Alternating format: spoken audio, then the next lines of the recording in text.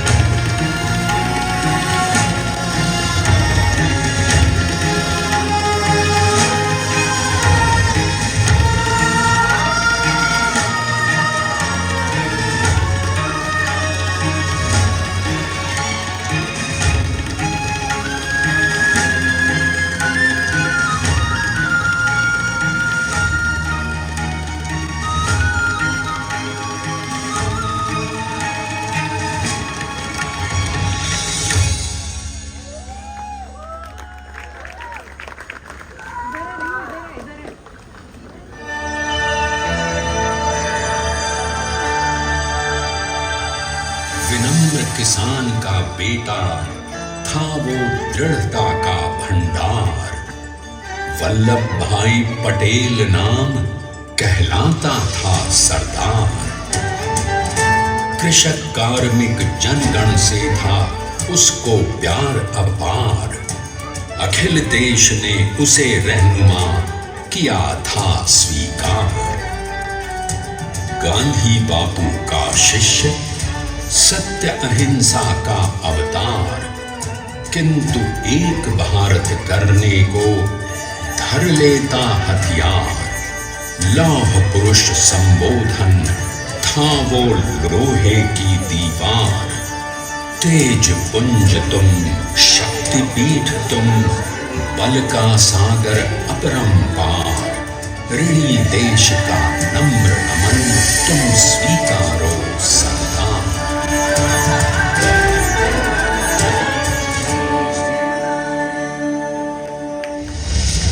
1857 में अंग्रेजों को ललकारने वाले पहले स्वतंत्रता संग्राम के एक सक्रिय सिपाही थे झवेर भाई पटेल।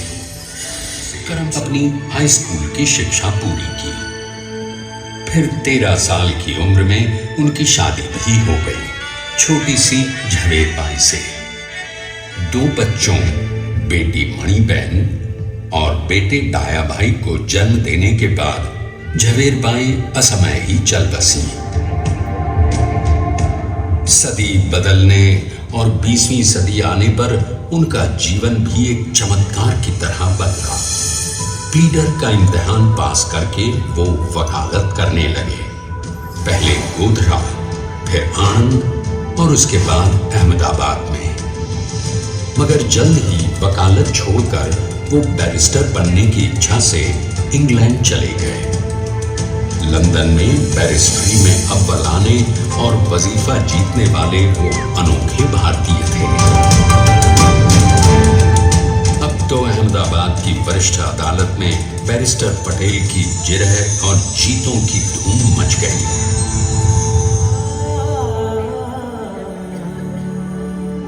तभी एक युग पुरुष ने वल्लभ भाई के जीवन की धारा ही बदल दी। दक्षिण अफ्रीका में सत्याग्रह के अहिंसक अस्त्र से गोरे शासकों को सबक सिखाकर भारत वापस आए बैरिस्टर मोहनदास करमचंद गांधी से मिलकर वल्लभ भाई ने अपने कुछ बरसों से सीखे विदेशी व्यवहार और संस्कार हमेशा के लिए त्याग दिए और अब वो अपने खेड़ा के किसानों को हक दिलाने के लिए बापू के साथ आंदोलन में कूद पड़े। अब उनके पैरों में जूते नहीं, गांवों की धूल थी। हृदय में भारत भूमि की शस्य श्यामला धरती। मन में थे गांधी और मस्तिष्क में एक नए स्वतंत्र भारत का सपना।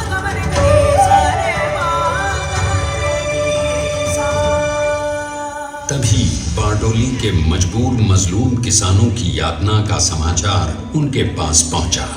तुरंत वल्लभ भाई वहां पहुंचे और यूं शुरू हुआ भारत का सबसे बड़ा और सफल किसान आंदोलन बारडोली। वल्लभ भाई ने बारडोली के 87,000 किसानों को ऐसा अटल अडिग अचल मनोबल दिया कि अंग्रेजी सरकार हिल गई और 1 बरस के बाद उनका लगान माफ कर दिया गया। अब तो पूरे देश में लोग वल्लभ भाई के नाम की कस्में खाने लगे। स्वयं महात्मा गांधी ने कहा, अब वल्लभ भाई मेरे शिष्य या साथी नहीं, सारे देश के सरदार हैं और देश को मिल गया एक अनोखा असरदार सरदार।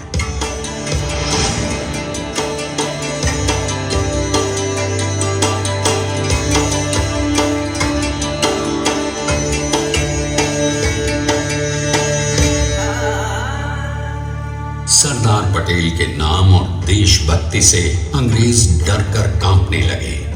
1930 के नमक सत्याग्रह और दांडी कूच में वो बापू से भी पहले गिरफ्तार किए गए। तो सन 1932 में फिर उन्हें बापू के साथ ही जेल में 2 सालों के लिए डाल दिया गया। मगर आजादी के दीवानों को, स्वतंत्रता के परवानों को कौन गिरफ्तार कर पाया है। जेल से छूटते ही सरदार को कांग्रेस के नए राष्ट्राध्यक्ष पद पर चुना गया और उनकी सरपरस्ती में राष्ट्रवादी भारतीयों ने तमाम ब्रिटिश सूबों में जीत हासिल कर वहां अपनी स्थानिक सरकारें बनाई। किंतु सरदार का सपना केवल सरकार बनाना नहीं था। उनका स्वप्न तो था एक ऐसे नए भारत का जहां हर रंग, हर रूप, हर जात, मजहब, तबके का हिंदुस्तानी एक साथ मिलकर एक ऐसा नया भारत बना सके जहां पूर्ण स्वराज के साथ सारे समाज को गरीबी, अशिक्षा, छुआछूत से भी आजादी मिल जाए। इसकी पहली रणनीति थी भारत को अंग्रेजों की गुलामी से आजादी, ताकि भारत के लोगों की अपनी सरकार सबके साथ और सबके विकास के लिए काम कर सके। बापू की अगुवाई में अब देश ने अंग्रेजों को अंतिम चेतावनी दे दी, करेंगे या मरेंगे, क्विट इंडिया, अंग्रेजों भारत छोड़ो। बस फिर क्या था, संघर्ष की रणभेरी बची। 3 सालों के लिए सरदार पटेल को भी सत्याग्रही नेताओं के साथ जेल में ठूंस दिया गया। 2 सालों के बाद अंग्रेजों को बापू के सभी शिष्यों और साथियों को छोड़ना पड़ा।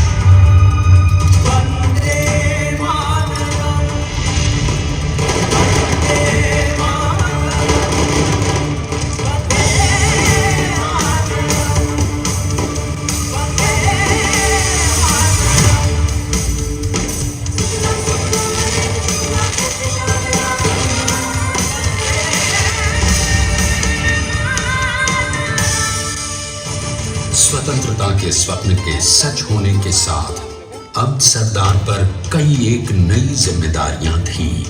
आने वाली आजादी की तैयारी और एक नए भारत के लिए नए लोकतांत्रिक संविधान की संरचना। जैसा उनके साथी ने खुद कहा था, सरदार ने ही छेनी हथौड़ी लेकर एक नए भारत को उकेरा है।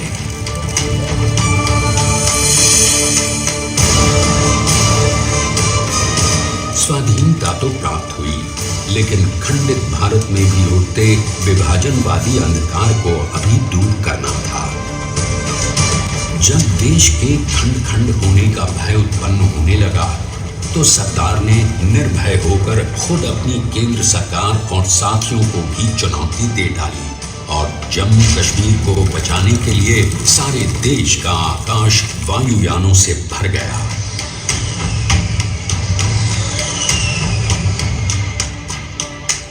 और फिर हैदराबाद और जूनागढ़ के भारत में विलयीकरण को पाकिस्तान से चुनौती मिली।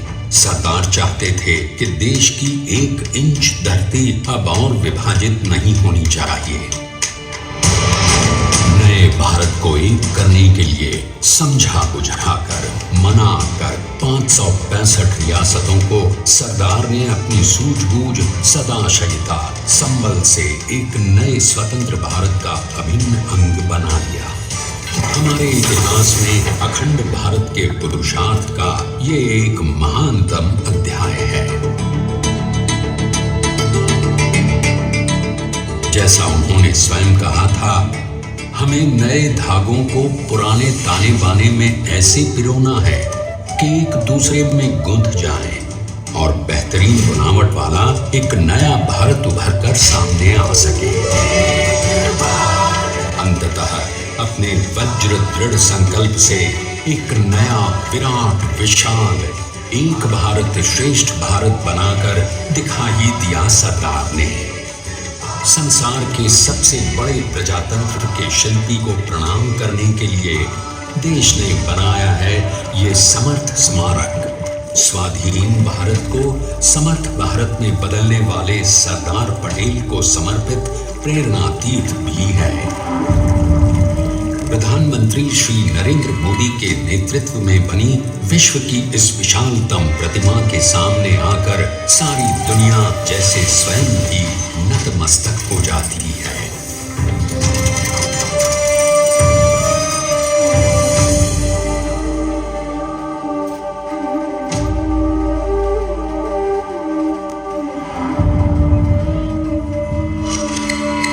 देश को बना गया वो अमित अटल, हरा सका उसे न कोई शत्रु दल। चट्टान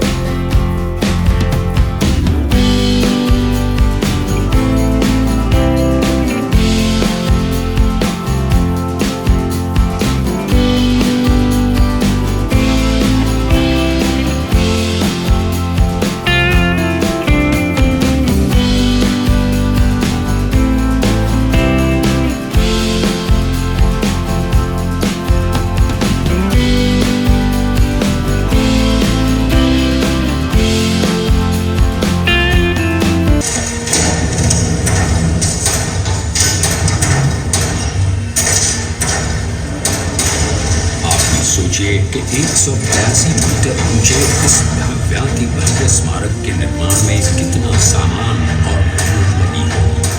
70,000 metric ton cement, 18,500 metric ton reinforcement steel, 6,000 metric ton structural steel और 1,700 मीट्रिक टन ब्रॉन्ज।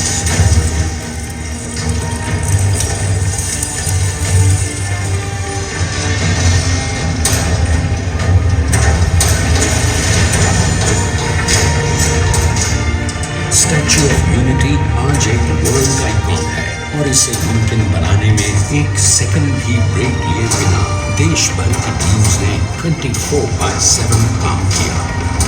250 से ज्यादा इंजीनियर्स, 4,500 से ज्यादा स्किल फोर्स और कई लाख मानव दिन। हम गर्व से कह सकते हैं कि कुल मिलाकर स्टैच्यू ऑफ यूनिटी के निर्माण में 95% माल सामान, मजदूर, इंजीनियर्स और एक्सपर्ट्स थे भारतीय। जानते हैं कि 182 मीटर ऊंची इस भव्य प्रतिमा को बनाने में कितना समय लगा? डिजाइन के लिए 12 महीने और निर्माण के लिए 34 महीने, यानी कुल मिलाकर केवल 46 महीने।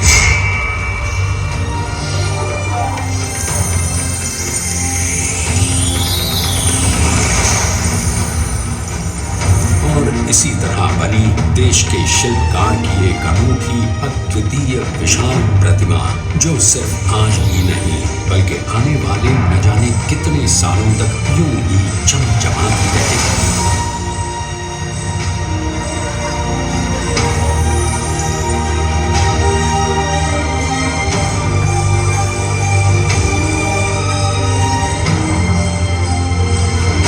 महीनों तक लगातार बिना रुके एकजुट होकर न जाने कितनों ने परिश्रम किया और उनका साथ दिया भारत की 125 करोड़ जनता। और तभी मुमकिन हो पाया एक ऐतिहासिक निर्माण जो आज कहलाता है भारत की नई पहचान। स्टैच्यू ऑफ यूनिटी, विश्व की सबसे ऊंची प्रतिमा।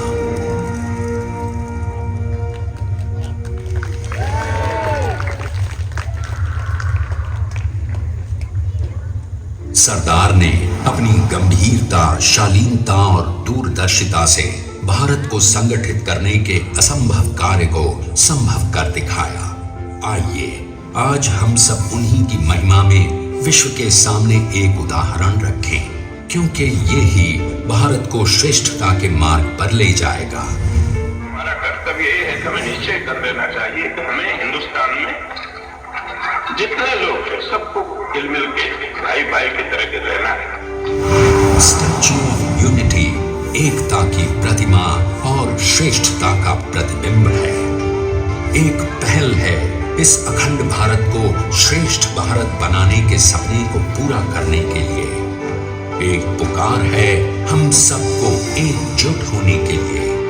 एक आंदोलन है भारत को सबसे आगे ले जाने के लिए, श्रेष्ठ बनाने के लिए। आपके योगदान और विश्वास से ही बनेगा एक भारत श्रेष्ठ भारत।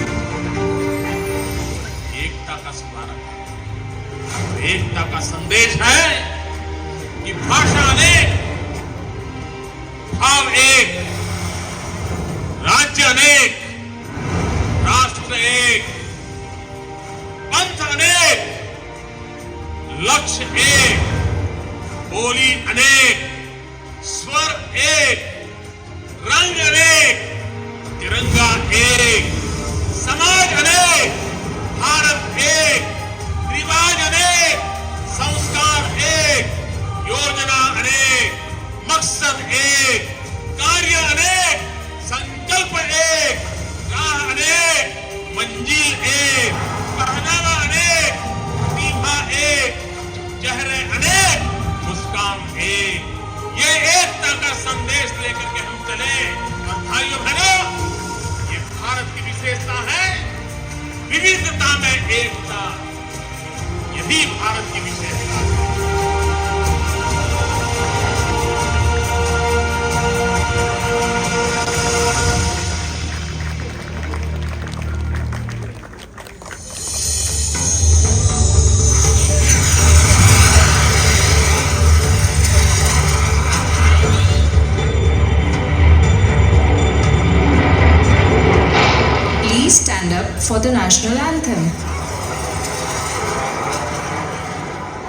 आपको मेरी वीडियो अच्छी लगी होगी। मेरी ऐसी ही वीडियो देखने के लिए मेरे चैनल को सब्सक्राइब कर लें, इस वीडियो को ज़्यादा से ज़्यादा शेयर करें और लाइक करना मत भूलना। लास्ट में वीडियो के राष्ट्रगान प्ले हो गया था, मतलब हमारा नेशनल एंथम, इसलिए मैंने वो पार्ट हटा दिया है इसमें से। ठीक है, चलो अगली वीडियो में जल्दी ही मिलते हैं। तब तक के लिए खुश रहो और अपने देश को अपने दिल में बसा के रखो। एक भारत श्रेष्ठ भारत। Bye bye.